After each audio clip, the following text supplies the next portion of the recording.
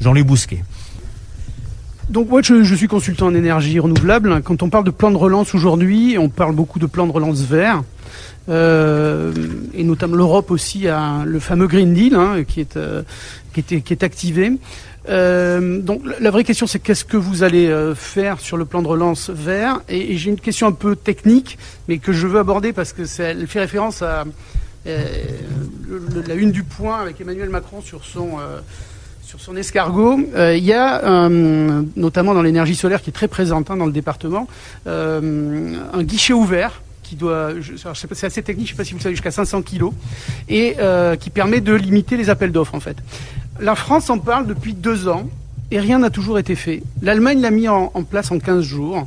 Et tous les professionnels ici, et croyez-moi, ça représente beaucoup d'emplois, attendent désespérément que passe ce décret. Et on l'attend toujours. Alors, ça a créé une bulle en plus, ça va créer beaucoup de... Donc voilà, ce plan de relance vert, c'est super, c'est très bien. Mais à un moment donné, l'administration, elle doit aussi nous aider. Voilà. On est beaucoup en contact avec le ministère sur ces sujets-là. C'est assez important. Merci. Ok, effectivement, dans le plan de relance qu'on a présenté, une des grandes priorités, c'est la transition énergétique et l'écologie. Il faut se souvenir qu'il y a 1 an, quand on commençait à travailler sur le plan de relance, les Verts, le parti Les Verts, avait dit qu'il faudrait un plan de relance pour l'environnement très ambitieux. Il faudrait que ça aille jusqu'à 10 milliards d'euros. Bon, on fait 30 milliards d'euros, donc 3 fois plus que ce qui était demandé à l'époque par eux, avec des priorités très claires, et notamment la priorité de la rénovation énergétique et de l'isolation thermique des bâtiments publics et privés. S'agissant des bâtiments publics, il y a des aides de l'État qui vont aux collectivités locales, qui vont à l'ensemble des acteurs publics pour rénover. Je regardais les chiffres sur les Pyrénées-Orientales. À ce stade, c'est 15,7 millions d'euros qui sont mobilisés, universités, centres pénitentiaires, pour rénover ces bâtiments et y faire entrer les énergies renouvelables, notamment le solaire, qui est évidemment un enjeu extrêmement important. Et ensuite, la rénovation thermique des logements privés, où là, on a mis en place un dispositif qui s'appelle MaPrimeRénov', qui permet à tout Français qui veut rénover son logement pour qu'il soit mieux isolé, ce qui est à la fois un enjeu environnemental mais aussi de pouvoir d'achat, d'être aidé jusqu'à 20 000 euros. Une prime qui va jusqu'à 20 000 euros. Puis après, il y a d'autres enjeux, notamment le développement des pistes cyclables, la décarbonation de notre industrie, etc. Donc oui, c'est une très grande priorité pour nous. Et en fait, on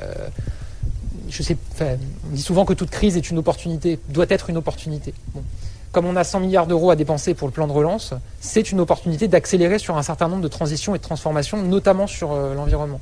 Je n'ai pas la réponse à votre question précise sur quand est-ce que sort le décret sur le guichet unique pour le photovoltaïque, mais je m'engage à ce qu'on essaye de vous avoir la réponse. Je me tourne vers mon équipe. Si c'est possible avant la fin de l'échange, c'est très bien. Sinon, on vous la communiquera ultérieurement, mais vous disiez que vous étiez en lien avec le ministère de l'Environnement. En tout cas, je retiens de votre question qu'il faut accélérer sur ce sujet, parce que si les Allemands l'ont fait en 15 jours, et que ça fait plusieurs années qu'on en parle en France, c'est bien qu'on doit pouvoir le faire assez rapidement. Donc je m'engage en tout cas à relayer ce point. Monsieur Gobert. Juste pour rebondir sur l'aspect des énergies vertes, moi je fais des ombrières photovoltaïques. On est limité sur la taille de ce que l'on peut installer si on veut faire de l'autoconsommation, et si on veut produire, on nous limite aussi. Alors, on est dans une région qui est très favorable, et je ne suis pas un spécialiste comme monsieur de l'énergie verte, simplement un investisseur sur ce thème-là. Pourquoi ne libère-t-on pas davantage les possibilités pour les investisseurs de faire davantage de photovoltaïque dans ce département en particulier pour produire d'une électricité que par ailleurs on va aller produire dans une centrale nucléaire ou voire à charbon. Donc, ça paraît un petit peu difficile à comprendre pour quelqu'un qui est prêt à faire et qui a les moyens et l'infrastructure pour le faire, qui ont dit non, mais tu peux faire que cette quantité et pas plus. Oui, non, mais je rejoins ce que vous dites. Et d'ailleurs, on a un engagement, nous, une programmation pluriannuelle pour l'énergie qui a pour objectif de réduire la part du nucléaire dans notre mix énergétique et développer les énergies renouvelables, et notamment le photovoltaïque. Donc il faut regarder effectivement toutes les voies et moyens qui permettent de libérer ça et qui permettent à un certain nombre d'individus, d'entrepreneurs d'investir là-dedans. Donc y compris si vous avez des exemples concrets et que vous voulez me relayer à l'issue de cet échange sur les limitations qui existent, moi je suis aussi prêt à relayer ces messages-là évidemment. Monsieur, j'ai eu la réponse sur le décret, puisque mon équipe a du coup vérifié et m'a envoyé. Donc sur le décret guichet unique, la concertation vient de s'achever. Le décret doit paraître prochainement. après les derniers échanges avec la Commission de régulation de l'énergie. Je vous lis texto le message qu'on m'envoie.